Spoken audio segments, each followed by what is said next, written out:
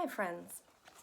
After I finished reading to you yesterday, I was thinking that I feel a little bit like Pooh and Piglet and Eeyore and even Christopher Robin right now, who are going on this expedition and they're not exactly sure where they're going or how they're going to get there. And I feel a little bit like this next adventure in our learning is like that. And maybe you feel a little bit that way too. And what I can say about that is that we are all in this together, just like all of our friends in their long line going on their expedition. And there isn't anyone who I'd rather be on this journey with than you. And I know that whatever it holds, we'll go together. So, with that in mind, where we stopped was when they stopped. They were on the first part of their expedition and they stopped. "I think," said Christopher Robin, "that we ought to eat all our provisions now so that we shan't have so much to carry." "Eat all our what?" said Pooh.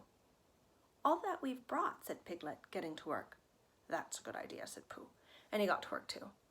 "Have you all got something?" asked Christopher Robin with his mouth full. "All except me," said Eeyore, as usual. He looked round at them in his melancholy way. "I suppose none of you are sitting on a thistle by any chance?" "I believe I am," said Pooh. "Ow!" He got up and looked behind him. "Yes, I was. Thought so." "Thank you, Pooh, if you've quite finished with it." He moved across to Pooh's place and began to eat. "It don't do them any good, you know, sitting on them," he went on as he looked up, munching. "Takes all the life out of them. Remember that another time. All of you. A little consideration, a little thought for others, makes all the difference." As soon as he had finished his lunch, Christopher Robin whispered to Rabbit, and Rabbit said, "Yes, yes, of course," and they walked a little way up to the stream together. "I didn't want the others to hear," said Christopher Robin. "Quite so," said Rabbit, looking important. I wondered, it's only, Rabbit, I suppose you don't know, what does the North Pole look like?" "Well," said Rabbit, stroking his whiskers, "now you're asking me. I did know once, only I've forgotten," said Christopher Robin carelessly. "It's a funny thing," said Rabbit, "but I've sort of forgotten too, although I did know once. I suppose it's just a pole stuck in the ground." "Sure to be a pole," said Rabbit, "because of calling a pole a pole. If it's a pole, well, I should think it would be sticking in the ground, shouldn't you? Because there'd be nowhere else to stick it." "Yes, that's what I thought." "The only thing," said Rabbit, "is where is it sticking?" "That's what we're looking for," said Christopher Robin. They went back to the others. Piglet was lying on his back, sleeping peacefully. Roo was washing his face and paws in the stream, while Kanga explained to everybody proudly that this was his first time that he had ever washed his face himself. And Owl was telling Kanga an interesting anecdote full of long words like encyclopedia and rhododendron, to which Kanga wasn't listening. "I don't hold with all this washing," grumbled Eeyore. "This modern behind-the-ears nonsense. What do you think, Pooh?"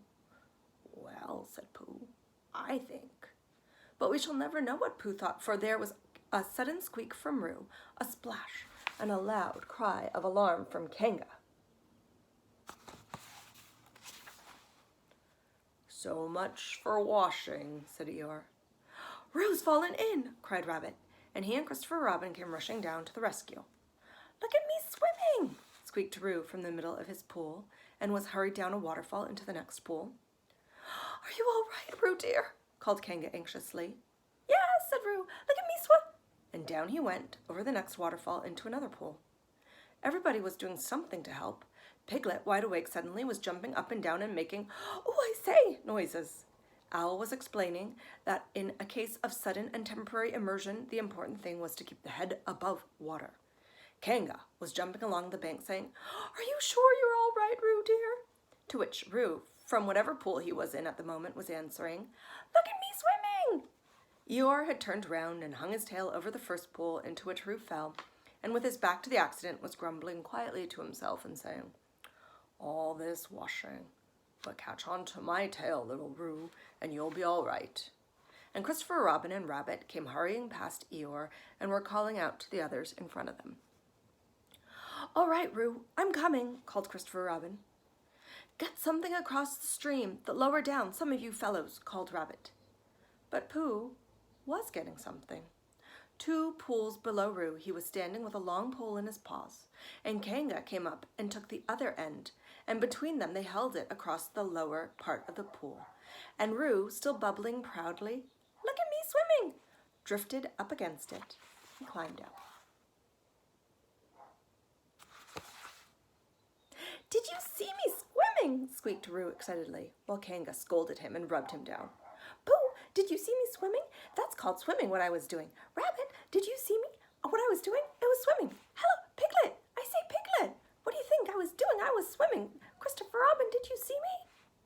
But Christopher Robin wasn't listening. He was looking at Pooh. "Pooh," he said, "where did you find that pole?" Pooh looked at the pole in his hands. "Well, I just found it," he said. "I thought it ought to be useful. I just picked it up."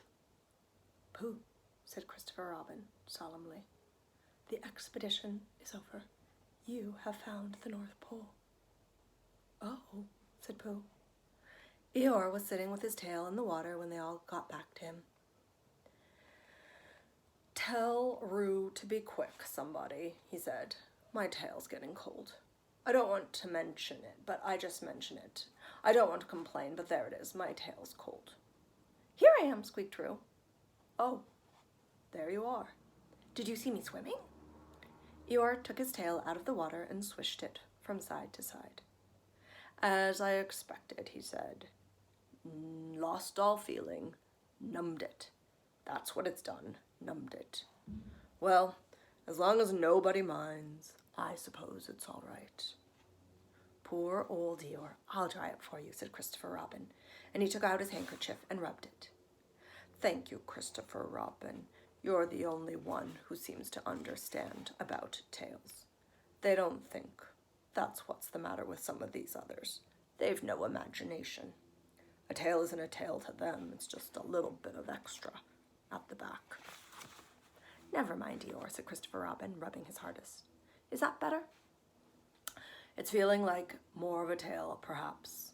It belongs again, if you know what I mean." "Hello, Eeyore," said Pooh, coming up to them with his pole. "Hello, Pooh.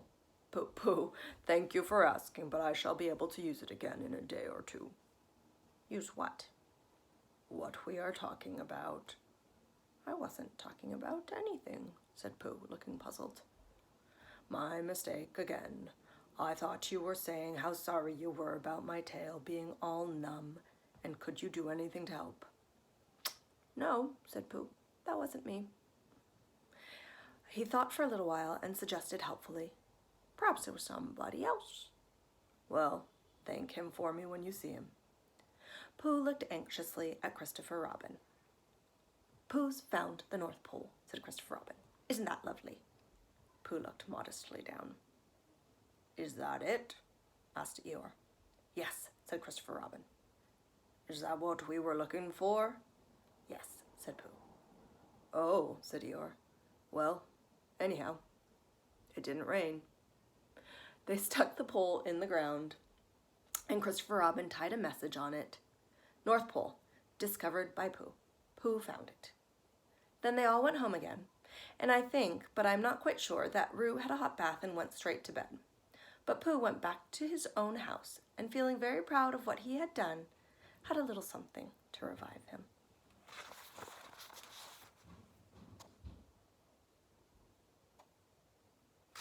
And that's the end of chapter 8.